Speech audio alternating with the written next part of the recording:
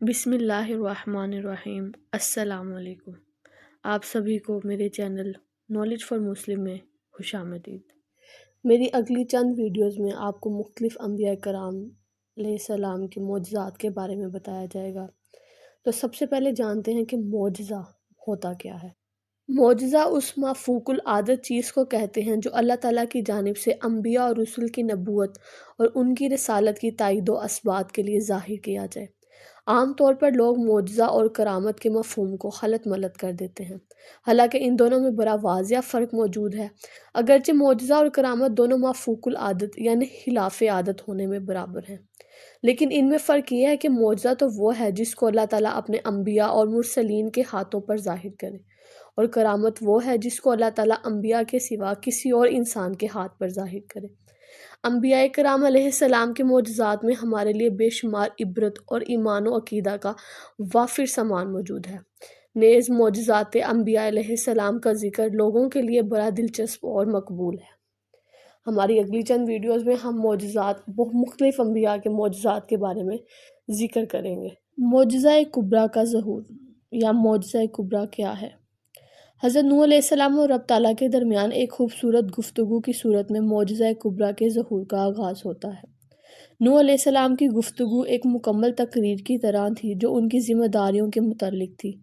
یہ باہمی خوبصورت اور ذی شان گفتگو یوں تھی۔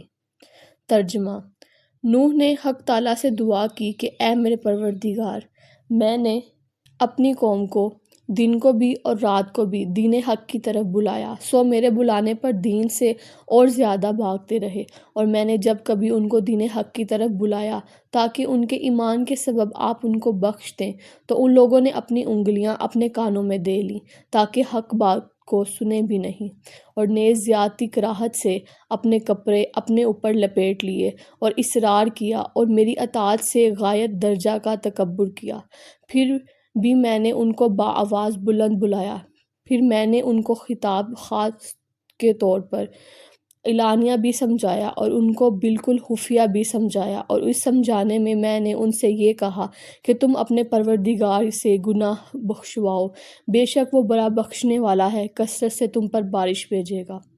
حضرت نوح علیہ السلام اپنی قوم کو دین حق کی طرف دعوت دیتے رہے اور ان کے دلوں میں اللہ تعالیٰ کی عظمت بڑھاتے رہے، اللہ تعالیٰ کی بے شمار نعمتیں ان کے سامنے بیان کرتے رہے، مگر دعوت نوح علیہ السلام کی قبولیت کی کوئی راہ نظر نہیں آتی تھی۔ قوم نوح کی ضلالت اور بڑھ گئی، ان کا فساد، جدال اور خباثت شدید ہو گئی، اور ان کے اس احساس میں مزید ترقی ہوگی کہ ہم نوح علیہ السلام سے زیادہ علم و فہم رکھتے ہیں۔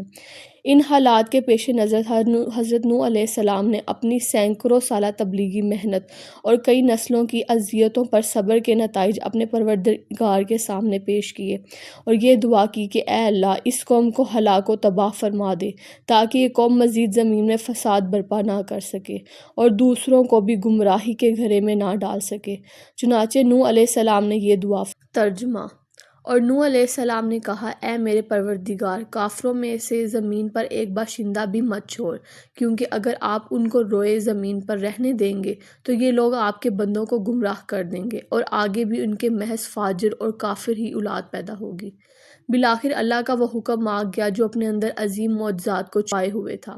اللہ تعالیٰ نے حضرت نوح علیہ السلام سے فرمایا۔ ترجمہ: اور تم اس طوفان سے بچنے کے لیے ہماری نگرانی میں اور ہمارے حکم سے کشتی تیار کر لو۔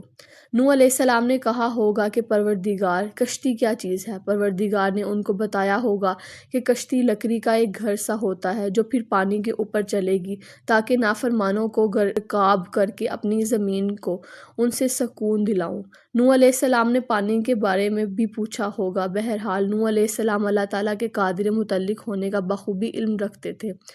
بعض کہتے ہیں کہ نوح علیہ السلام نے لکڑی کے متعلق سوال کیا تو پروردگار نے ان کو ساگون درخت لگانے کا حکم دیا جس کی شاخیں، جڑیں اور لکڑی بہت زیادہ ہوتی ہے۔ حضرت نوح علیہ السلام شجر کاری کرتے رہے، 40 سال تک انتظار کیا، یہاں تک کہ درختوں کے کئی زبردست جنگل بن گئے۔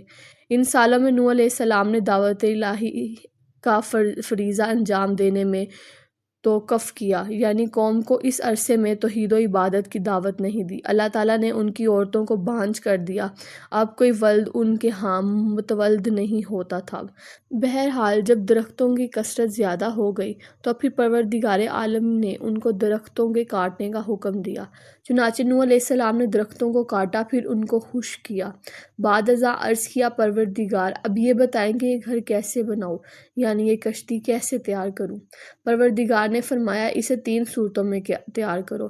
اس کا سر مرغ کے سر کی طرح ہو، اس کا پیٹ پرندے کے پیٹ کی طرح اور دم مرغ کی دم کی طرح بناؤ، اور اس بنانے میں بالکل مطابقت ہو، اور اس کشتی کے دروازے ان کے دونوں جانب بناؤ، اور اس کے 3 طبقات درجے بناؤ، اور اس کی لمبائی 80 گز اور چوڑائی 50 گز ہونی چاہیے، اور آسمان کی طرف اس کی بلندی 23 گز ہو۔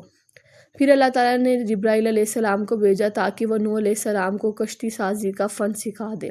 نوح علیہ السلام بڑے چاق و چوبند تھے، محنت پسند تھے۔ آپ لکڑی کاٹتے اور لوہے کو آگ پر گرم کرنے کے بعد کوٹتے اور تارکول تیار کرتے تاکہ آئندہ کشتی کی لکڑیوں پر ملنے کے کام آ سکے۔ پھر وہ لکڑی پانی سے خراب نہیں ہوگی۔ یہ عظیم جدوجہد اور زبردست قسم کا کام اکیلے نوح علیہ السلام سر انجام دیتے تھے، اور لوگوں کا حال یہ تھا کہ وہ ان کے پاس سے گزرتے رہتے۔ انہوں نے اس سے پہلے کبھی بھرائی نہیں دیکھا تھا جو کشتیاں بناتا ہو۔ لوگ جب نوح علیہ السلام کے قریب سے گزرتے اور ان کو کشتی سازی میں مصروف دیکھتے تو ان کا مذاق اڑاتے اور کہتے، اے نوح علیہ السلام، کیا بات ہے، پیغمبری کے بعد اب بھرائی بن گئے ہو؟ کبھی کہتے ہو اس دیوانے کو نہیں دیکھتے ہو، پانی پر چلانے کے لیے گھر تیار کر رہا ہے۔ ان کی مراد کشتی تھی، پھر ان پر ہنستے۔ قرآن کریم میں اس واقعے کی منظر کشی اس طرح کی گئی ہے، فرمان الہی ہے۔ اور وہ کشتی تیار کرنے لگے، اور اثناء تیاری میں جب کبھی ان کی قوم میں سے کئی رئیس گروہ کا ان پر گزر ہو، یعنی قوم جب ان کو کشتی سازی میں مصروف دیکھتی تو ان سے استہزاء کرتی اور عذاب خداوندی کے واقع ہونے کو بعید از عقل خیال کرتی۔ نوح علیہ السلام ان کو جواب میں یوں کہتے، ترجمہ: آپ فرماتے کہ اگر تم ہم پر ہنستے ہو تو ہم تم پر ہنستے ہیں جیسا تم ہم پر ہنستے ہو۔ حضرت نوح علیہ السلام نے ان پر واضح کر دیا کہ اگر تمہارا کفر پر اصرار اور بغض و عناد اور استہزاء و مذاق برقرار رہا تو اللہ کا عذاب لازمی طور پر یقیناً آ جائے گا۔ نوح علیہ السلام نے اپنے اس قول سے وقوع عذاب کی تاکید فرمائی۔ ترجمہ: سو ابھی تم کو معلوم ہوا جاتا ہے کہ وہ کون شخص ہے جس پر دنیا میں ایسا عذاب آیا جاتا ہے جو اس کو رسوا کر دے گا، اور بعد مرگ اس پر دائمی عذاب نازل ہوتا ہے۔ اللہ تعالیٰ نے نوح علیہ السلام کے پاس وحی بھیجی کہ میرا غصہ نافرمانوں پر بڑھتا جا رہا ہے، کشتی جلدی سے جلدی تیار کرو، کشتی سازی کا عمل جلدی ختم کرو۔ نوح علیہ السلام نے یہ دیکھ کر کچھ کام کرنے والے لوگ مزدوری پر رکھے جو ان کے ساتھ مل کر کشتی تیار کرتے۔ آپ کے ساتھ آپ کے بیٹے سام، خام، یافس بھی لکڑیاں تراشتے رہے۔ بالآخر نوح علیہ السلام نے 660 گز طویل اور 330 گز عریض کشتی بنا لی جس کی بلندی 33 گز تھی۔ اللہ تعالیٰ نے کشتی کے پاس ہی سے تارکول کا چشمہ جاری کر دیا۔ چنانچہ نوح علیہ السلام نے اس کشتی کے اندر اور باہر وہ تارکول مل دیا اور اسے لوہے کے کیلوں سے مضبوط کر دیا۔ ساری کشتی کو تارکول مل دیا۔ لوہے کے ان کیلوں کے بارے میں اللہ تعالیٰ کے یہ فرمان عالی ہے۔ ترجمہ: اور ہم نے نوح علیہ السلام کو تختوں اور میخوں والی کشتی پر سوار کیا۔ حضرت عیسیٰ بن مریم بحکم الہی مردوں کو زندہ کر دیا کرتے تھے۔ ایک دن ان کے حواریوں نے ان سے کہا، اگر آپ ہمارے سامنے ایسا کوئی شخص جس نے کشتی نوح کو دیکھا ہو زندہ کر دیں، پھر وہ ہمیں اس کشتی کے متعلق کچھ بتائے تو بہت بہتر ہوگا۔ چنانچہ عیسیٰ علیہ السلام چلے، آپ کے پیچھے پیچھے ان کے حواری تھے۔ حضرت عیسیٰ علیہ السلام چلتے چلتے مٹی کے ایک ٹیالے کے پاس پہنچے، اس سے مشت بھری مٹی لی اور فرمایا، جانتے ہو یہ مٹی کس کی ہے؟ انہوں نے کہا، اللہ اور اس کے رسول خوب جانتے ہیں۔ عیسیٰ علیہ السلام نے فرمایا، یہ خام بن نوح کی قبر ہے۔ چنانچہ آپ نے اس مٹی پر اپنا عصا مارا اور کہا، اللہ کے حکم سے کھڑے ہو جاؤ۔ تو اچانک ایک شخص اپنے سر سے مٹی جھاڑتے ہوئے کھڑا ہو گیا۔ وہ بہت بوڑھا تھا اور اس کے بال سفید تھے۔ عیسیٰ علیہ السلام نے اس سے پوچھا، کیا تم اس حالت میں فوت ہوئے تھے؟ خام بن نوح علیہ السلام نے کہا، نہیں، بلکہ میں جوانی کی حالت میں فوت ہوا تھا، لیکن اب میں نے سمجھا کہ شاید قیامت قائم ہو گئی ہے، اس لیے خوف سے میں بوڑھا ہو گیا۔ عیسیٰ علیہ السلام نے اس سے فرمایا ذرا نوح کی کشتی کے متعلق بتاؤ۔ اس نے کہا اس کشتی کی لمبائی 1200 گز تھی اور چوڑائی 600 گز۔ اس کشتی میں 3 درجات تھے، ایک درجے میں جانور اور چوپاہے، ایک میں انسان اور ایک میں پرندے تھے۔ پھر جب جانوروں کی لید کشتی کے اندر بہت زیادہ ہو گئی تو اللہ تعالیٰ نے نوح علیہ السلام کے پاس یہ وحی بھیجی کہ ہاتھی کی دم دباؤ۔ جب انہوں نے دبائی تو اس نے ایک نر خنزیر اور ایک مادہ خنزیر نکلی، وہ دونوں جانوروں کی لید کو صاف کرنے لگے۔ اگر آپ کو میری ویڈیوز پسند آتی ہیں اور مزید اس طرح کی ویڈیو دیکھنا چاہتے ہیں تو میرے چینل کو سبسکرائب کریں اور میری ویڈیوز کو لائک اور شیئر کریں۔